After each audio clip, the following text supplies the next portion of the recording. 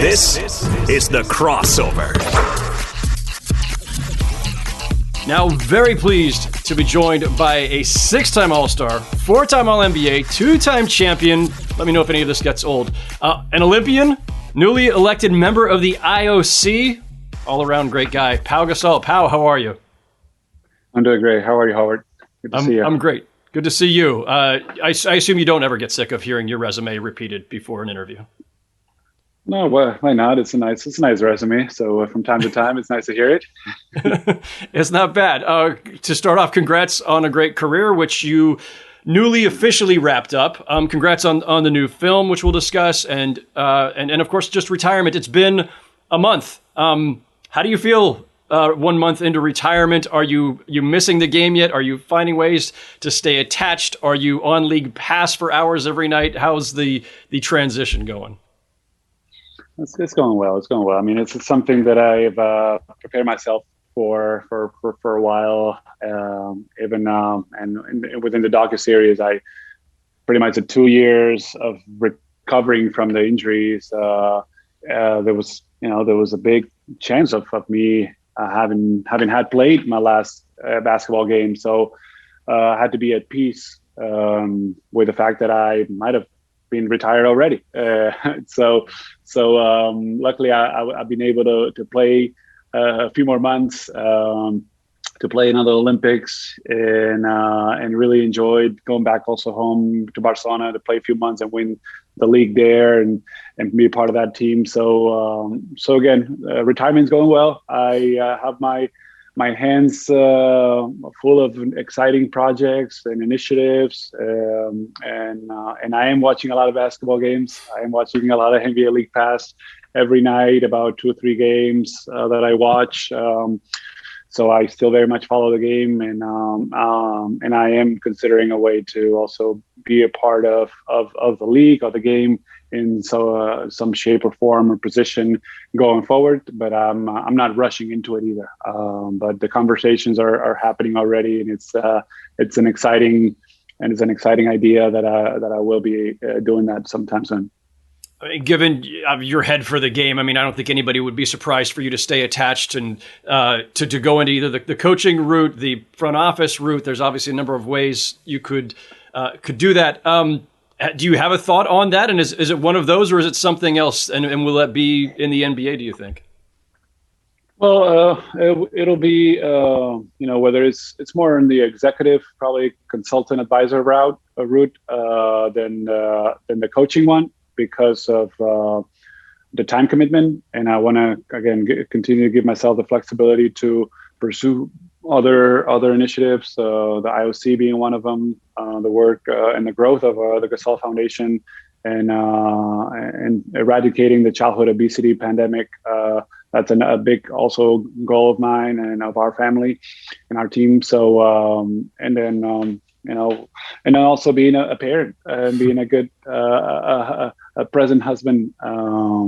So that's also a goal of mine, and then preserving the health and the well-being of my family. So coaching would put that in jeopardy. So I'll have to be wise on the decisions and the commitments that I take from now on. But I would love to, again, be a part of a franchise or a league. The league and continue to influence and have contribute to the game. Yeah, I highly recommend the front office route over the coaching route, having covered this league for a while. Coaches have a awful schedule. yeah, and lack of stability, because it's a very unstable position too. Because you're one of the first ones to go when the team doesn't fulfill its goals. Your docuseries, it tracks through a tumultuous time for you, for the world. I mean, we open with your foot injury and you take us into the surgery room, everything, which bold on your part. I think there were some places the cameras went that I don't think a lot of people would have done. Through the foot injury, your rehab, COVID, obviously Kobe's passing. It's an emotional journey on many levels. How would you describe what people will see in this docuseries as they peer into your life over the last couple of years? Man, how I would describe it is how a family goes through this I guess, incredible uncertainty of the outcomes and how you deal with life, and how it's about the journey. It's about the decisions that you make, how you make them, how do you approach them. And I think it was, again, there's different, as you said, there's different situations that we never predicted and we couldn't have predicted. But that's also life. That's also what I wanted to capture. It was just dealing with the uncertainty of and the hardship of the outcomes that could come along the way. And again, we couldn't have predicted a world pandemic breaking out, and how that affected our lives, and in particular our family's lives. Becoming a new parent and having a baby during the pandemic, and during this process, and obviously the tragic accident. Kobe and his wife. His wife is a daughter, Gigi, and the 7 other passengers suffered. That was catastrophic and extremely painful. But how we dealt with that, it was about capturing the reality and the human side, side that I haven't shown. But I think it's just as important, because I've been closing this chapter, whether it was closed or about to be closed, the basketball career. Also, how do you transition into the next one? A phase that a lot of players and people, I guess, struggle with. How can you prepare yourself to do it more successfully and to do it in a smoother way? And that's also what I wanted to show. But again, you just can't plan and predict and control everything that comes along the way. So you just got to stay true to yourself, stay true to your principles, to your values, team up, reach out for support, whether it's within your own family, whether it's former coaches, friends, trustworthy people, and get through it. Figure it out, find a way, be yourself. That's kind of what I wanted to show, and that's what hopefully people will I guess, portray or receive or sense. There's this interesting moment where you and Phil Jackson are talking, and Phil, on the one hand, I think he seemed very supportive of the idea that you would try to extend your career long enough to have this kind of, I would say, poetic finish that you had, getting to play back in Barcelona and then getting to play for play for Spain in the Olympics again. But at the same time, he does kind of warn you, and Phil, having gone through his own, obviously, travails as a player, injuries that can stay with you for a long time. And there were moments where I felt, even though I know what the outcome was, like, you're nervous for a moment. Like, man, that's your foot. I'm watching you give yourself shots and the injections that they did and everything. It had to be very nerve-wracking, but at the same time, you do have what I would consider this very poetic end. You almost got to script the perfect ending. Not the gold medal, but Barcelona and then playing for the Spanish team again in the Olympics. Did it feel that way? Yeah, it was grueling. It was taxing. I was, as Phil mentioned, as the specialist mentioned to me, I was taking some risks. I was trying to balance the risk and the potential outcome, but I was also trying to do something extraordinary. It wasn't just pursuing that poetic finish, but it's also kind of overcoming something that was very unlikely, and achieving something exceptional and something that I could be proud of, because that's how I approached my basketball career. That's how I got to have that resume that you mentioned earlier. But it's not so much about the resume. It's not so much about the accolades. It's about, again, what I wanted to portray also with this docu-series, the journey. It's feeling happy, fulfilled, proud that when you look back, hey, I've had a great journey. I'm proud of what I did. I gave the best of myself in every step of the way. I didn't set myself short. I lived a good life. I've impacted many people. I try to help others. I left a legacy. That's what I wanted to show. I prepared myself for a transition that it's challenging. I dealt with hardship and uncertainty in a way that I think can be applied to many other lives and people, and help them go through their transition and hardships.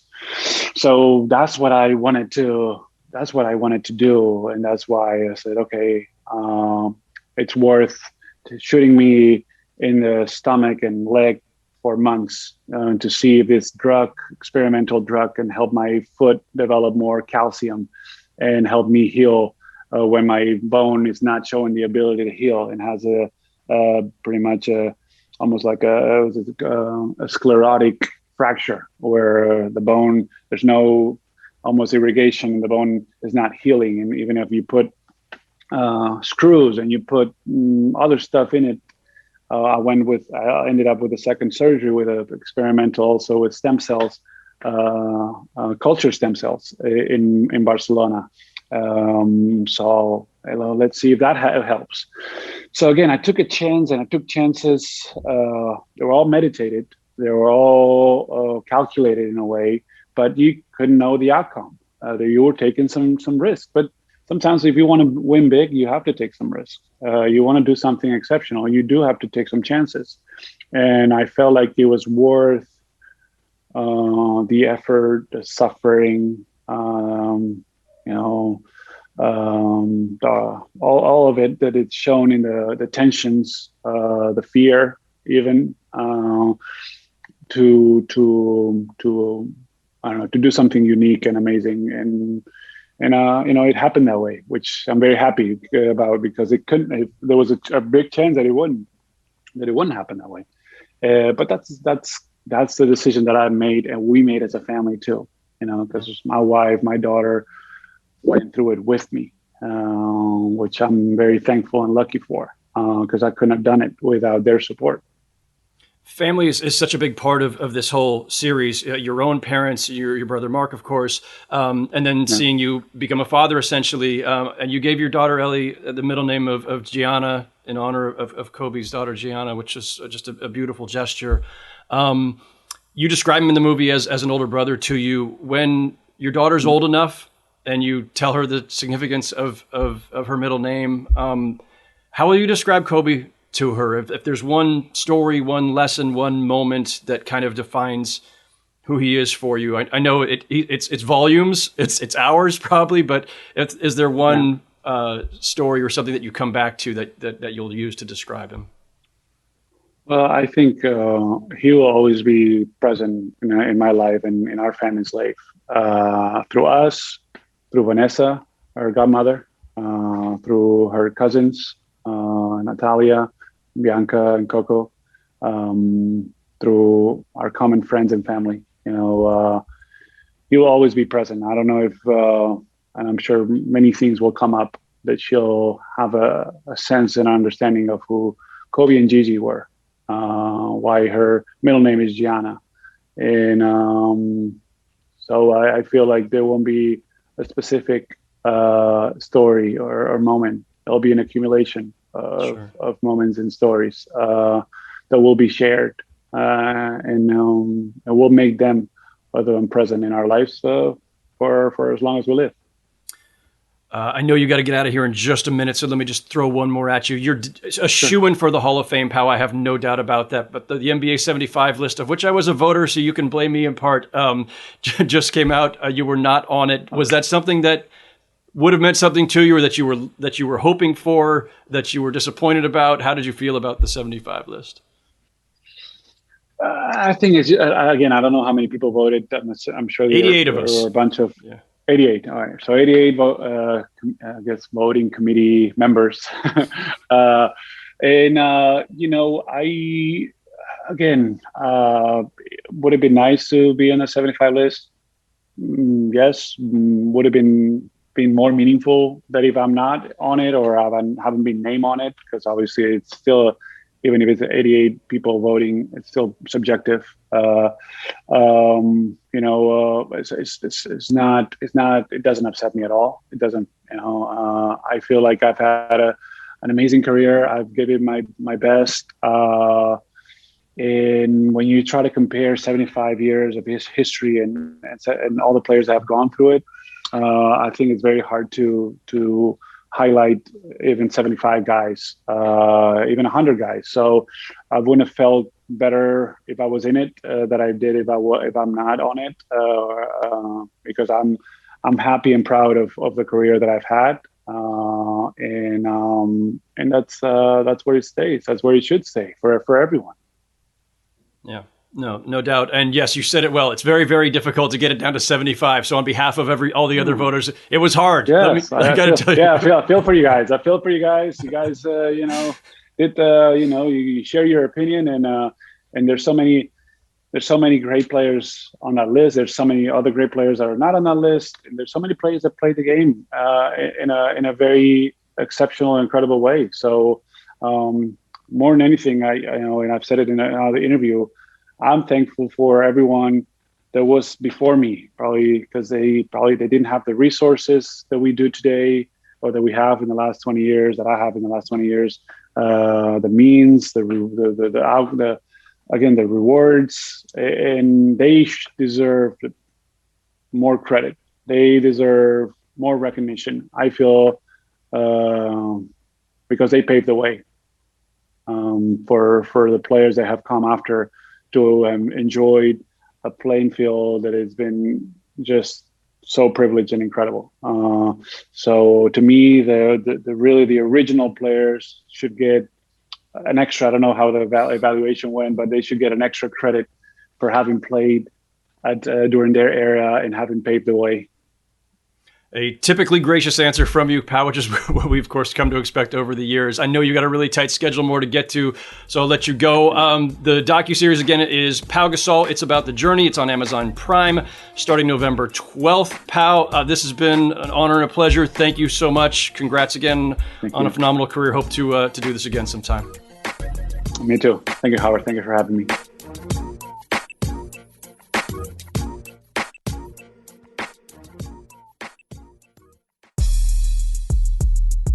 Now pleased to be joined by Alex Wong. Alex, welcome. Thank you, Howard. It's a pleasure and an honor to speak with you. Pleasure to have you here.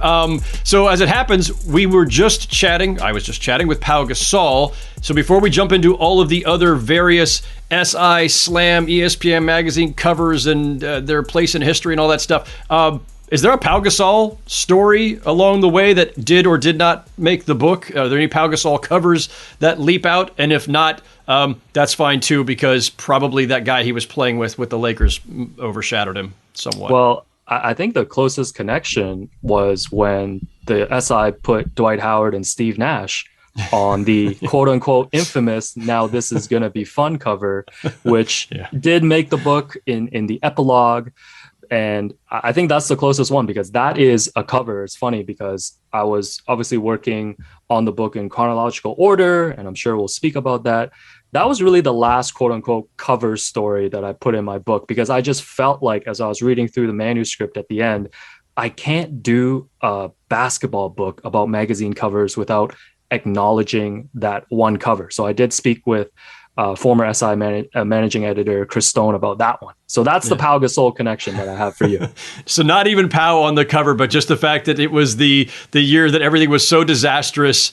I don't know if that's an example of the SI cover jinx or not, or if that's just a bad bet all the way around. It has become a meme, though. Like, of all the SI covers, and SI's had all these incredible, iconic covers over decades, that one, at least in the social media era, it's got the longest lifespan, or the most recycled life, I feel like, is the Are We Having Fun Yet? Now This Is Fun? I think Now This Is Gonna Be Fun. I think I would put that one number one. And the other one that's very similar that I see a lot was when Jason Kidd was coaching the Nets. And yes. I believe Kevin Garnett, Paul Pierce, Darren Williams, maybe Joe Johnson was on the cover as well. They got a season preview cover, and that's the one that people also use a lot whenever a super team is built and doesn't work out. Yes. Iconic for all the wrong reasons. So your book is about It's called Cover Story, and it's about cover stories, of course. And a lot of that is Sports Illustrated, but it is also Slam, and ESPN Magazine does come into the mix here as well, of course. Where did this all start for you? I mean, I've been an SI subscriber since I was like 12 or 13 years old. I've still got boxes of them, much to the chagrin of my wife, also my mom, who has a lot of them at her house. We'll get into my bad habits later, I suppose, because I'm curious if those things hold any value, or if my pack ratitis is just going to just drive everybody in my life crazy for no good reason. But where did it begin for you? And were you collecting these from a young age? Is there a specific cover that is part of your own sports fandom and your own sports journalism career? Like, where does this begin for you? Yeah, so quick backstory about me. So I grew up in Hong Kong and actually immigrated here to Canada, living in Toronto in 1992 when I was 8 years old.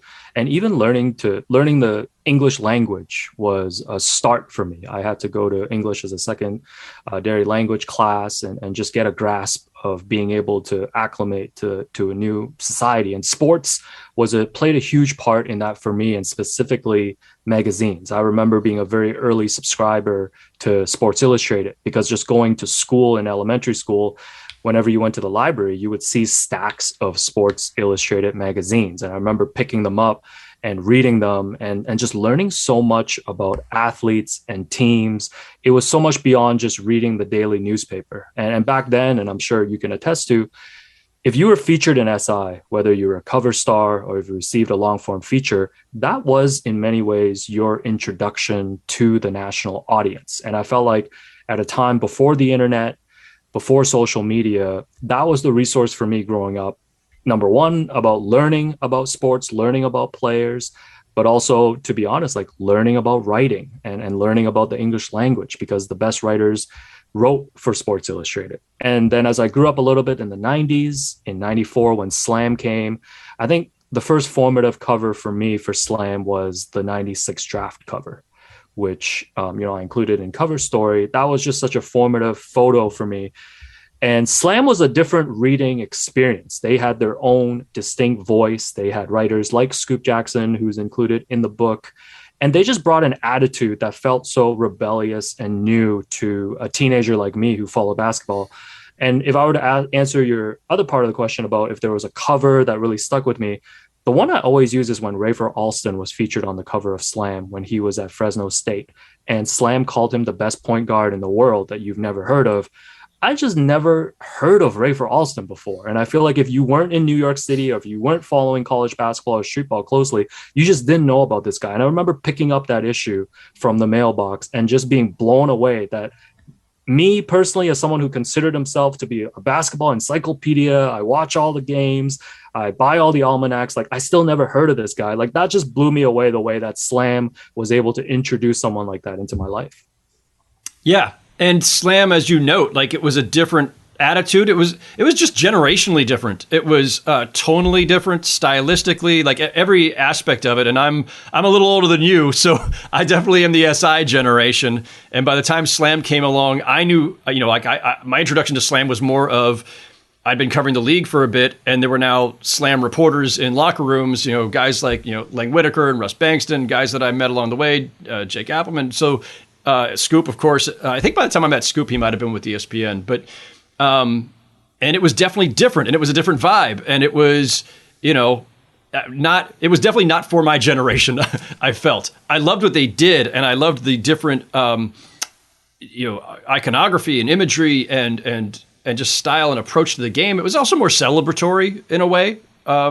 It was, I don't want to say that it's still journalistic, but it was a little bit more through the, a basketball fan prism than SI, which was a little bit more buttoned down and traditional, which is just kind of the way I came up.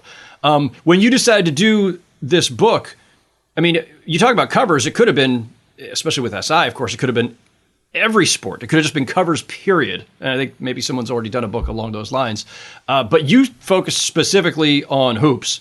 And obviously, again, not just SI. Was that just because that is, that's the sport that appealed most and resonated most to you? And do we think that, when it comes to magazine covers about basketball, about the NBA, is that kind of its own like subgenre? Like there's something that stands out about NBA covers that make them fundamentally different than baseball covers or horse racing covers or anything? Yeah, I think fundamentally when you're thinking about basketball, basketball is just to me the sport with the most personality and with the most connection to pop culture. And, you know, in the book, I cover this period between 1984 and 2003. And this was an interesting period of not just when basketball became a global sport because of Michael Jordan, because of the Dream Team, but also when hip hop became such a huge part of the overall culture. And when you think about hip hop, I think about growing up, Shaquille O'Neal was the coolest guy to me. This guy was literally breaking backboards in games. He was in every commercial. He still is now. And even more so. Yeah. And he was releasing hip hop albums at a time when I was a kid growing up and consuming all of that culture. So for me, I think that was the starting point. And that was one of the hard things for me at the very start of this project was narrowing down the scope. So the first thing that you mentioned was deciding that this was going to be basketball focused. And when I started with that, then I realized to me, and I don't know if that reads, when people read the book, they see it that way. To me, Slam is the main character in the book, I want to say. At least that was the starting point in the planning for me. But if I'm going to tell the story about Slam and I'm going to tell the story about how basketball stars are portrayed on magazine covers, you have to talk about Sports Illustrated. And that's why the first part of the book is so Sports Illustrated focused, especially diving into their relationship with Michael Jordan, who ended up being the most popular cover athlete in SI history, because I wanted to let the readers know the context of how basketball was being covered on newsstands before Slam came, and then kind of what happens after Slam came. And that becomes kind of the part 2 and part 3 of the story. And honestly, even picking the magazine covers and deciding the narrative path of this book, for me, there's all these great individual cover stories, but I wanted to hopefully tell a narrative as well throughout the book. And that's why I wanted to start with Michael Jordan entering the league, and then it ended with LeBron James being on the cover of Slam right as he was about to come into the league, and highlight between those two eras everything that changed about the coverage of basketball, about magazine covers, and on newsstands. So MJ, MJ is a very, very big part of your book. He's a big part of Sports Illustrated history, both for good and bad. You mentioned him being the most covers ever. What ended up being that total? I don't have it on top of my head. I want to say it's in the 50s. Okay. I believe it's in the 50s. You note at one point that he was on the cover 23 times in about a 10-year span. I remember there was that marker. And then during the second three-peat, 96, 7, 8, after he comes back from his first retirement, 13 covers, including 3 in a row in 1998. So he did. I mean, I was just a reader back then. I wasn't even in the business yet. I was in the newspaper business, but not covering the NBA yet. And yeah, that was part of my experience and how I was introduced to or learning about MJ, the Bulls. Like everybody everywhere in the country, we were all Bulls fans. Unless you were like a hardcore Pistons or Knicks fan or Laker fan, like the rest of the country just rooted for the Bulls and Jordan because he was just that transcendent and that captivating. And so there's a symbiotic relationship here between SI and Jordan early on, and you talk about a lot of this. You talk to editors and reporters who, all my predecessors, and so there's some really great new stuff and reasons people should buy the book. I don't want to give all of it away on the pod here, but give me first the sense of how Jordan and SI were in some ways not partners. It's reporter, it's journalist to subject, but he was a very willing participant and eager to share himself, his insights, his experience early on. We'll get to why it goes sour, but give me a sense of like how Jordan and SI were kind of mutually beneficial. Yeah, I believe the same way that you talked about what Sports Illustrated meant to you growing up and me talking about what Sports Illustrated meant to myself growing up. The Sports Illustrated cover meant something to Michael Jordan as well. When he came into the league out of North Carolina and, he was on the cover 2 months into his rookie season, the iconic A Star Is Born cover line that he got tagged with. And obviously, like you mentioned, over the years, as he became the most popular athlete in the world, I don't think, at least during the first part of his career and through his first three-peat, he really continued to appreciate what Sports Illustrated meant to him. And like you said, it was a very symbiotic relationship in that SI knew that any time that they put Michael Jordan on the cover, it was just going to sell. Like he was just a bestseller on newsstands. Whereas Michael also trusted writers like a Jack McCallum, who was really close to Michael during his career, to tell his story. You know, Jack told me a lot of stories about just being invited into Michael's private space and Michael being willing to open up. And it was fascinating for me to dive into that. And we're talking about the Michael and SI relationship. It really did make me wonder, because we live in this present day now and we know that the media landscape has changed so much. Like, to me, it just felt very nostalgic. It felt so nostalgic for the best player in the world to appreciate what a magazine meant and what a cover story meant and what a magazine cover meant. So the very first part of the book does dive right into that. And I think it was important. I wanted to use that relationship as a way to explain why the Sports Illustrated cover was prime real estate for athletes, and especially for someone like Michael, which felt like the best example, because you would think that someone of his stature, you know, in today's landscape, I would think Michael would care less about being on an SI cover, or any cover for that matter. Yeah.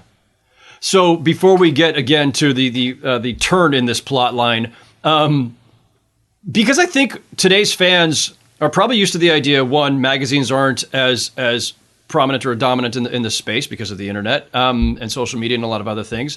Athletes have so many more avenues of their own to tell their story and to keep a distance from us. You know, it's a battle we fight all the time now, and trying to get access and trying to, like, when you talk about in your book, Jack McCallum's first story with Michael after he arrives in the league, I think it was McCallum's was the first one, right? Visiting him in his apartment, like that. It's hard to imagine that happening. I mean, it can, and it does. It happens a lot less frequently, and especially with somebody of Michael Jordan's stature, it almost doesn't happen at all. And if it does happen, it's probably happening on those athletes' terms. A lot of documentaries that are coming out now, the athletes are the ones who are executive producers on.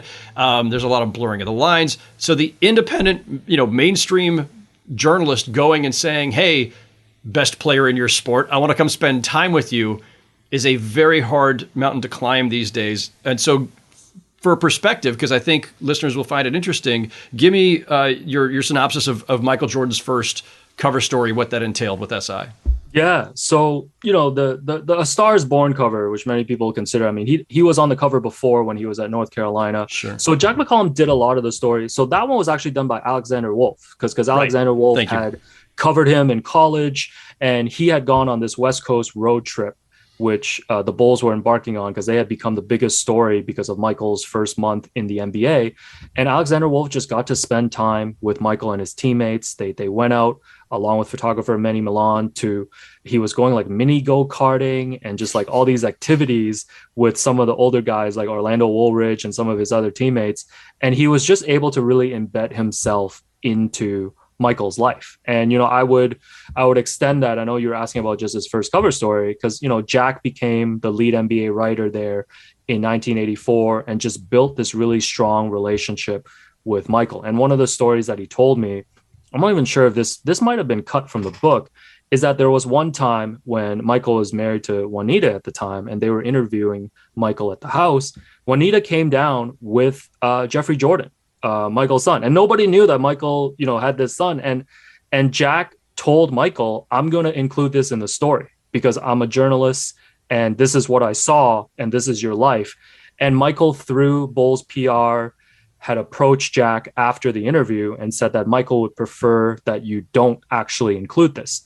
And Jack drew the line. Jack said, listen, I have a great relationship with the most popular player in the NBA, but I'm a journalist and I'm going to include this in there. Michael wasn't happy. And what Jack told me was they didn't speak for several months. They ran into each other at All-Star break and they just moved on. Jack apologized. Michael said, I wasn't happy with it, but there was a mutual respect. And I think it goes back, like you mentioned, everything now today, when it comes to access and doing these stories, everything is very neatly prepackaged, right? Where like PR people, management people have to have a checklist of things that you can't ask about. Some maybe even ask for final approval. I mean, we've seen Scottie Pippen go on an all-time book tour at the moment, speaking about Michael and the creative control that he had on The Last Dance. So I think those types of examples really does illustrate kind of the two-way street in terms of Michael's respect for Jack and what Jack did at SI, but also SI knowing that they were a powerhouse as well themselves, right? They were the most important sports magazine. So if we're going to put a cover of a cover story, Your Sneakers or Your Life, about Michael Jordan's sneakers getting kids killed in different neighborhoods, we're going to do that. Like, we're not just going to promote everything that's good with Michael. We're going to be critical about him. And we also understand that there's a mutual respect there. And that piece was done, I believe, by Rick Tellender, correct? Yes. And so that one was interesting because Tellender, again, a Chicago-based guy, and then somebody else that I think Michael already knew well, and so I'm sure had a respect and trust for, was able to go and talk to Michael about this trend that was happening in the 90s where kids were getting killed over their Jordans. And I thought it was really, it spoke well of Michael at that time that he was willing to engage, and that it sounded like it truly troubled him that this was not something he was aware of, because they're in this insulated world, right? They're not, this was a trend that was sort of emerging in piecemeal across the country, right? A robbery here, a shooting there, or whatever. And so, but I thought that spoke well of both subject and journalist in the way that they were able to tell that story, and that Michael was willing to weigh in.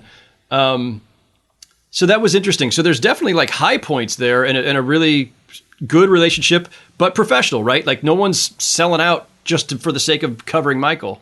So I don't know where the high point of the relationship is, or maybe the high point of his time as a cover subject. Actually, so again, before we get to the downturn, is there a high point? Like, and is there a specific Jordan cover that you think is the the most iconic of the iconic?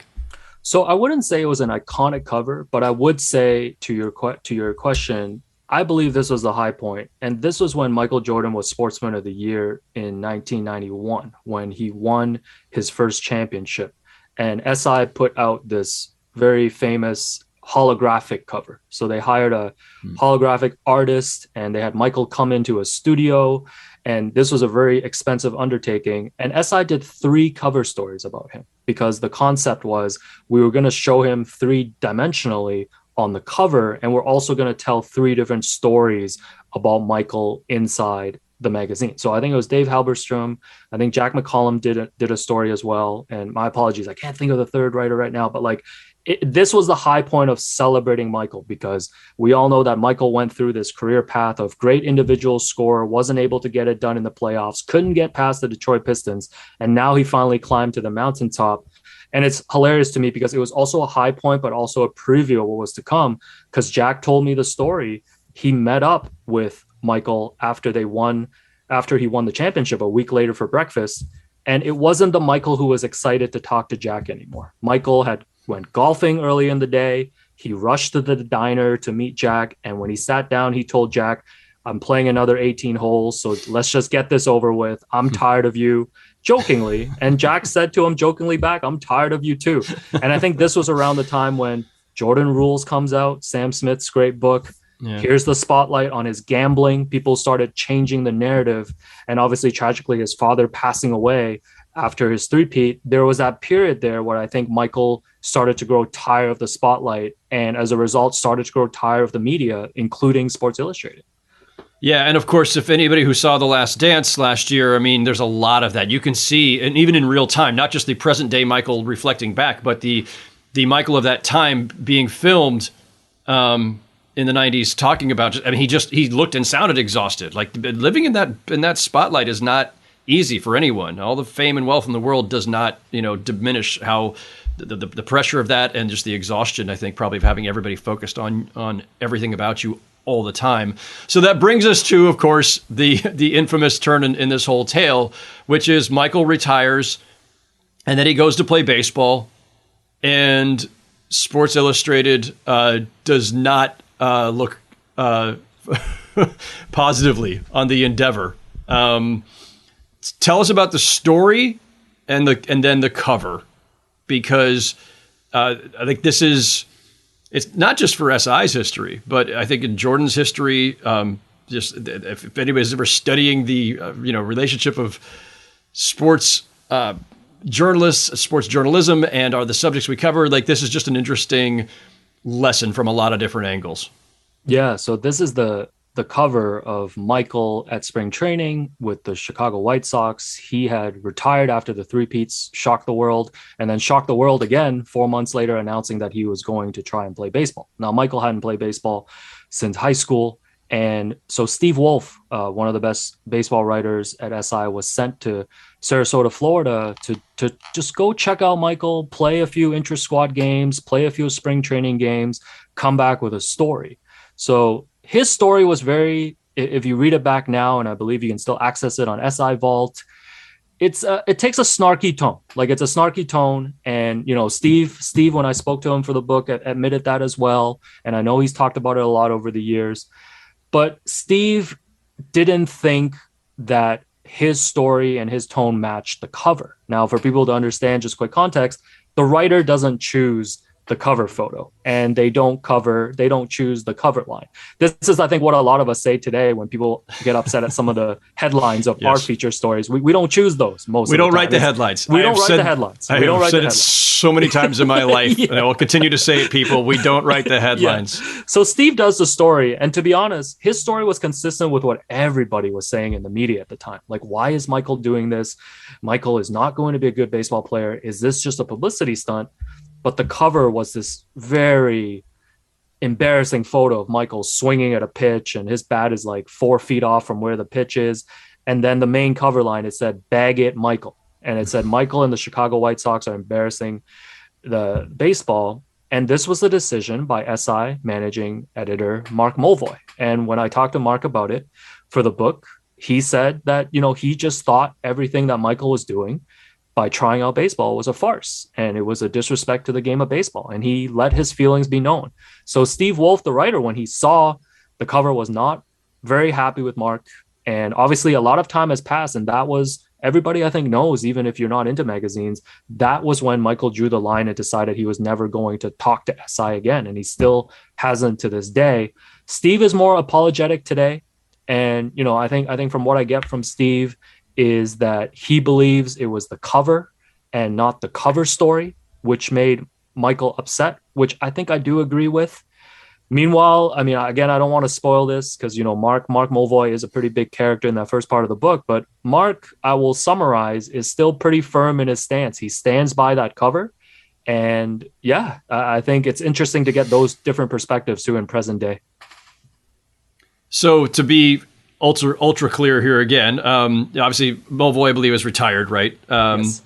Everybody who was involved in that has since moved on, and of course, during that time, again, I was not at Sports Illustrated. I remember, as a fan of the game, as someone who was watching it but was not covering yet, and as somebody who certainly, like a lot of just basketball fans, loved Jordan.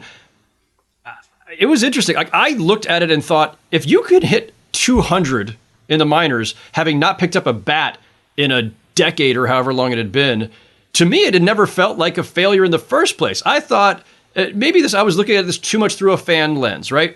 Ultra possible at that stage of my life. I was not covering the game. I did not have the same emotional distance from it that I do now as a jaded old sports writer. But I thought at the time, like, holy crap, this is hard. Hitting a baseball is hard. Hitting even minor league pitchers is hard. He's not a baseball player. And he did improve as time went on. And so I remember even as a reader thinking, well, that was a little harsh. But whether that justifies Michael deciding to shut down on the magazine at the time and in perpetuity feels a little overwrought, especially given where his standing in the world in general. This isn't hurting him in any way, and probably didn't at the time. But I can understand why he didn't appreciate it. There are, you tell the story, and again, I'll leave this, you know, people should buy the book and go read your book, but there's some really interesting follow-ups to that about attempts to re-engage and specific writers who, you know, had good relationships with him, but he would talk to them. He just wasn't going to talk to them on the record one-on-one as long as they were at SI. If they were somewhere else, seems like that was possible.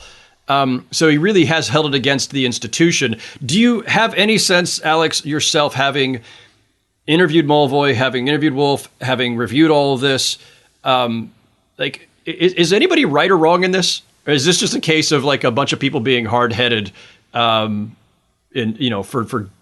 decades since? Yeah, I think it's a lot of ego involved, right? I think both from Mark Mulvoy and Sports Illustrated, and I think it's understandable because SI under Mark Mulvoy's watch did position themselves as a magazine that weren't afraid to criticize people. I think if I were to take Mulvoy's side, I would say, why wasn't Michael more upset with some of the other incidents, like when maybe Jack McCollum crossed the line and wrote about his personal life when he didn't want to, or even the Your Sneakers or Your Life story, which painted him in a not so positive light. I wonder too, from Michael's side, if I'm defending Michael, he was at a point of his career, he was going through a lot in his personal life, obviously losing his father, who he was so close to. And baseball was something that he enjoyed playing growing up. And his father was a semi-pro player. And from Michael's recollection, and I believe he said this in The Last Dance, the last conversation that he had with his father, he told him that he wanted to quit basketball and go play baseball. So this was something that he was doing, maybe not just for himself to get away, but this was something that he wanted to honor for his father. So obviously, I didn't get a chance to talk to Michael about this, but I think for me, if I were to look at it based on everything that I have, I kind of understand where Michael is coming from. I don't think this was a personal thing against Mark Mulvoy. I don't even think this was a personal thing about SI. I think because of all the negative media attention that had been building up, he just realized SI is the most prominent national sports magazine, and I'm going to use them as an example to show that I actually do not need this, that I don't need to talk to SI. I don't need the SI covers anymore. I'm bigger than all of this. So that's kind of where I land because, like you mentioned, it's been so many years and I know everyone's moved on, but it's fascinating to me that there's this one magazine cover that just ended this great, beautiful relationship between the most popular sports magazine and the most popular athlete in the world. Yeah, it's kind of crazy. I do think to an extent, and I think you kind of, this is, if I could sum this up, I think you kind of hint at this. I think there was so much negativity around his decision to play baseball and the way that went. He was going to focus his anger at the coverage somewhere at some point.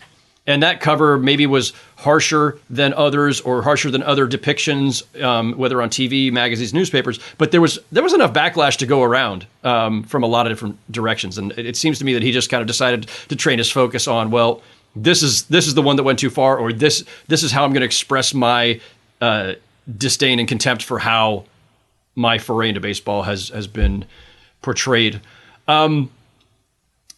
You've got a bunch of really cool Dennis Rodman stuff as well, involving Mike Silver. I urge everybody to go read all that. There's some fun behind the scenes stuff there. But let me ask it this way. Did SI make Rodman a celebrity, or was he on that trajectory anyway? Because the way you cover one of his covers makes me think it feels like there's a bit of that premise there. Like, okay, there's the moment when he was just the eccentric and kind of a troublemaker, and then it was no. Now Dennis Rodman is running in all new circles and with kind of a different image. Yeah, so this is the 95 cover, and I think most basketball fans remember this, the Rare Bird cover where he's got the leather outfit and he's got a macaw parrot, which was shot at his house. I think based on everything that I researched and people that I talked to, I do think that cover opened a lot of doors for Dennis in terms of going from this just kind of niche, eccentric guy who was transforming himself personally in San Antonio into this like A-list celebrity. I mean, as I was working on the book, I was thinking there was probably a time when Dennis was up there with Michael and Shaq as the most recognizable basketball stars to just the mainstream audience. And in the book, I talked to Dwight Manley, who became Dennis's manager after being a close friend for a really long time. And the Rare Bird cover, the fact that SI put Dennis on the cover with that photo, and obviously that was one of the just wildest cover stories at the time, all the things that Dennis told Michael Silver about, it opened the door for him to write Bad As I Want to Be, which he worked with Tim Keown. And so this is Walk on the Wild Side, Bad As I Want to Be. I'm getting mixed up, but it's one of those, both books. And then he ended up on the covers of Rolling Stone. He was on GQ. I'm sure you remember, Howard, he got into wrestling. So he was on a bunch of wrestling magazines. He had an MTV show, didn't he? Yes, he had an MTV with, I believe, Cindy Crawford. He was in the movie Double Team with Jean-Claude Van Damme. Yeah. I do believe that SI cover didn't make him in a way, but I think the way he presented himself in the cover story and on the magazine cover opened up all of these other avenues for him. Quick shout out to the defunct Sacramento Union newspaper, by the way, which is the first place I ever got a job covering sports, where Michael Silver and Tim Kuhn, the two Dennis Rodman authors, back to back, we were all there at the same time way back when, along with Mike Wise. Also, it was quite a time. So Slam comes along, ESPN Magazine eventually comes along. As I alluded to earlier, like, these are magazines with a different vibe. What do, I guess, either way, either direction here, one or both, how do they change the role of the cover for NBA players? How do they change the way that, I think just the general coverage tone, in fact, of the sport? So what do Slam and ESPN Magazine do in the space that maybe alters it a little differently, or alters it in a way that SI had not? Yeah, I'll take Slam and then probably mention a little ESPN the magazine too in this answer. For me, when you look at some of the most iconic Michael Jordan covers of SI, most of them are action photos, right? Like, these are photos that are taken by the greats, Nathaniel Butler, Andy Bernstein, who are at the games capturing Michael in his greatest moments on the court. When Slam came along, this was when, again, hip hop started to become a huge part of culture. And that's why hip hop magazines like The Source and Vibe were part of Cover Story, because I wanted to give that context. And Dennis Page, who founded Slam and came up with this idea in 1994, the magazine that he always looked up to was Rolling Stone. And the thing he loved about Rolling Stone was there were these portrait photos that professional photographers took of rock and roll stars. And these photos just became iconic images and defining images of the careers of these artists. He wanted to apply the same concept to Slam. So when you think about the greatest Slam covers of all time, and I think the one that everybody always points to is the Allen Iverson Soul on Ice cover, when he has his afro out, he's got the old ABA ball, he's got the Mitchell and Ness jersey. Those were the kind of photos and covers that Slam wanted to do. And I think that changed the way that athletes were depicted. Slam offered these athletes a space where they felt like they were not just connecting with basketball fans, but they were connecting with hip hop culture and the larger mainstream culture. And Slam was very open about that. I think you alluded to earlier that, Russ Bankson, who was a huge part of Slam for a long time, he outright told me, in the book, like, yes, we were a fan magazine. Whereas Slam, when you talk about Mark Mulvoy and the journalistic integrity, it's not that Slam didn't have the journalistic integrity, but Slam was very explicit in that we're going to celebrate the game and we're going to celebrate the players. And it's going to come through in the way that we speak in the magazine, but it's also going to come through in the way that we speak to the players at the arena. You think about how Michael got tired of Sports Illustrated towards the latter part of his career. Meanwhile, you've got this new crop. And I always use the 96 draft as an example because there were so many influential players, but players like Kobe Bryant, players like a Ray Allen, like, they saw Russ Bankson show up to the arena wearing Nike sample sneakers that they hadn't even seen, even though they were the ones with the shoe deals. And that was the icebreaker for them. Like, these guys understood culture. These guys love basketball. And who better to talk to about basketball than people who will celebrate you and love you? So I think in many ways for Slam, the coverage and also the photos that they depicted really shifted in the 90s. And I'll give a shout out to ESPN the magazine as well. I think ESPN the magazine, obviously with the backing of Disney and having the bigger money, like, they were also able to execute a lot of these things probably at a much higher level with a larger subscriber base. So I do believe both of them really shifted the way basketball players were depicted. And I think that because of that approach, players were definitely very eager to talk to Slam, be portrayed on the front of Slam. And I think, again, there's a generational divide there too, right? There were probably guys who came in the league 80s and 90s where SI, like, that cover, that's the pinnacle. And it shifts probably sometime when? Early 2000s, maybe? Yeah. I mean, it's funny talking to Russ. He was like guys like Patrick Ewing and Charles Barkley and Reggie Miller, who was a Slam nemesis for the longest time, just because mostly the Slam editorial team were mostly based in New York and they were Knicks fans. And then Reggie Miller just terrorized them. They were like, yeah, they could care less when we showed up and told them we were interviewing them for Slam. And one of the funniest things is if anyone still has the very first issue of Slam, there's this little section they did where they went around and asked players around the league, just very basic, like, what are you listening to before the game? Like what's in your Walkman and all of that stuff. And there's a quote from Reggie Miller that says, I don't know what Slam is, and I'm not answering that question. and from then on, Reggie and Slam just butted heads. Like Tony Gervino, who was the managing editor of Slam, told me that David Stern called one time and said, can you please just take it easy on Reggie? Because every chance that they got, I believe they found prom photos of Reggie and Cheryl and they published it. But then eventually, I believe it was the 37th issue, they put Reggie Miller on the cover because he was just so good in Indiana. And if anybody has that issue, check out the spine, because there was always a caption on the spine of Slam. And on the spine of that one, it said, hell freezes over. And that was Slam's editorial team acknowledging that I can't believe we put Reggie on the cover. Wow. I think of Slam and I think of Iverson, and you mentioned that one cover photo with his, hair picked out and everything. Like that to me is like that. If you were going to explain to people what Slam was that made it unique and vibrant, that cover and Iverson himself embody it. Are there others like that, or is that the right one? If you were going to symbolize Slam and the NBA in one cover shot, is that the one, or are there others? I do think that is the number one by far for me. I think that really does, like you mentioned, explain Slam. If I want to shout out a few other ones, so Jonathan Mannion, who is a famous hip hop photographer who has shot pretty much all of Jay-Z's album covers, DMX, a lot of people. He was hired by Slam, and the first cover that he did was Stephon Marbury and Kevin Garnett on the Minnesota Timberwolves. So this was the Showbiz and KG cover. I love that cover because it just captured a moment in time so perfectly. We know how KG and Steph turned out in Minnesota, and it just captured them at the height of their youth coming into the league. And the other one might be kind of random, but like this was in the early 2000s when Elton Brand, Darius Miles, and Lamar Odom were on the Clippers, and they posed wearing each other's jerseys on the cover, and they wore them backwards. So you saw the names on the front. I feel like that captured the vibe of Slam as well, in terms of that was an idea that the players had. The players showed up to the photo shoot and said, hey, this is what we want to do.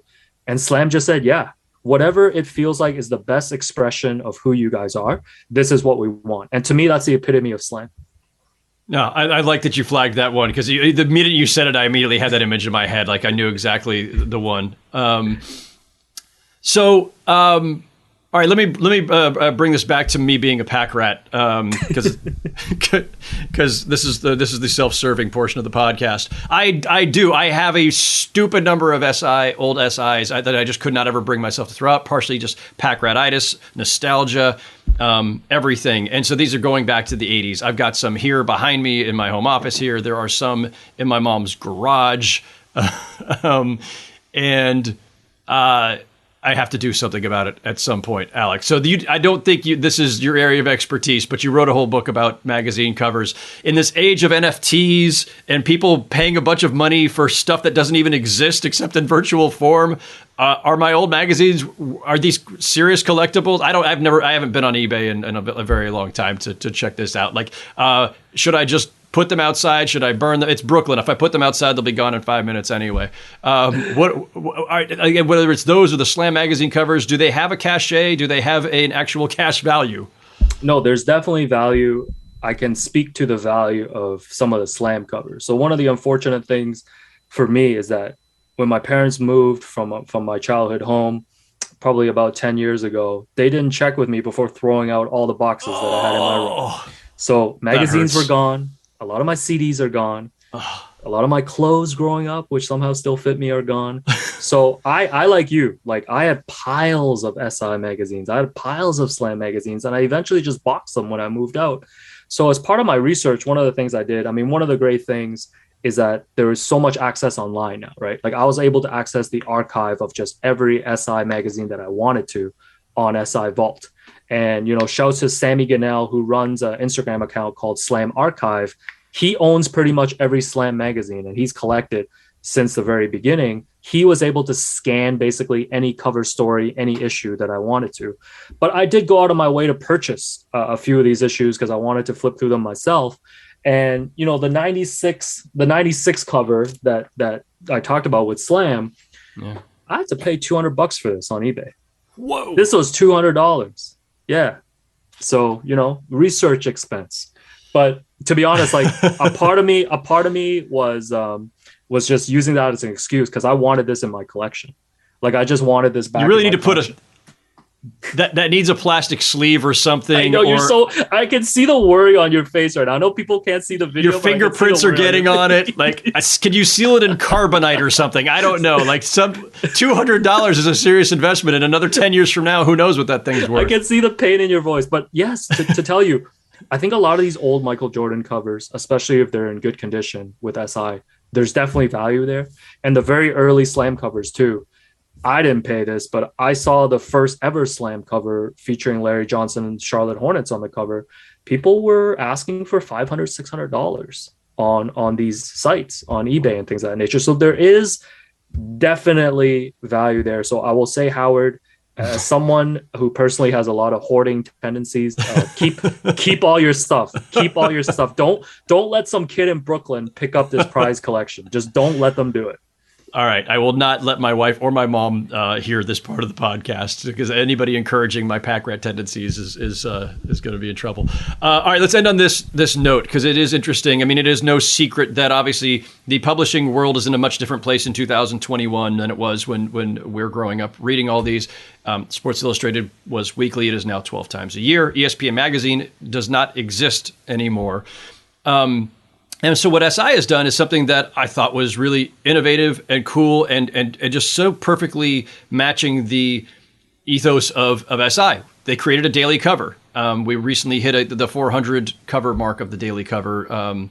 And it's a great idea. It captures the idea of the cover, but it's not a physical cover, right? So similar graphic and creative efforts put into it.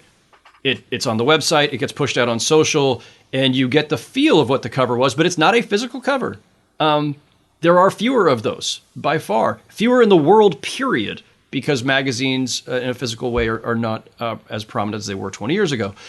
So given that that's where we are in this age of media, what is the cachet of the cover now? Whether it's the SI cover, the Slam cover, People Magazine cover, whatever. Like, does that... forget People Magazine. That's irrelevant. But it's just for the sake of a sports discussion and for what athletes see as, let's face it, it was an incentive at one time to maybe sit down for the story. Oh, I'm going to be the cover. And I will tell you, it still has enough cachet that I have been asked at least a couple times in the less than a year I've been with SI when people have said, do you think this might be a cover?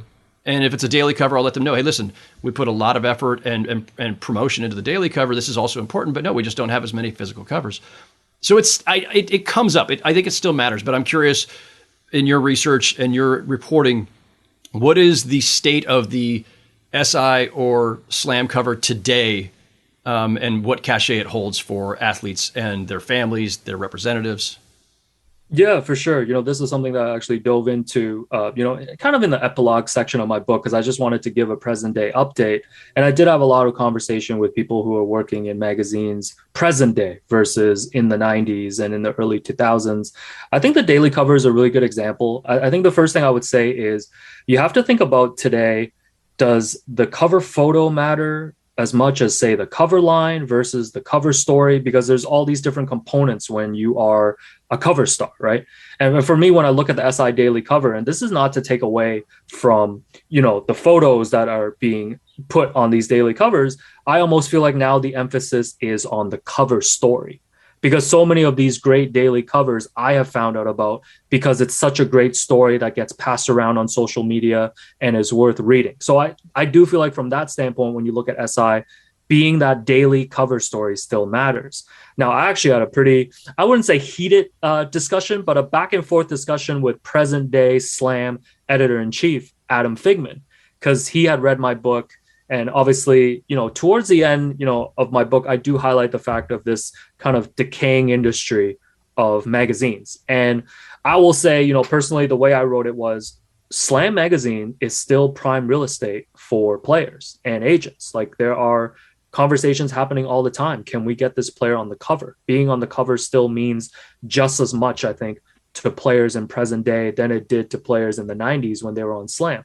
And the one thing that Adam pushed back about, and he admitted that he was biased, so I'm comfortable saying that to you, is he argues that the magazine cover is arguably just as important now, at least from a Slam perspective, because like you were saying, there's so much content now, right? Like an athlete could post a photo on Instagram and it would have more impact than if he was on, say, a magazine cover.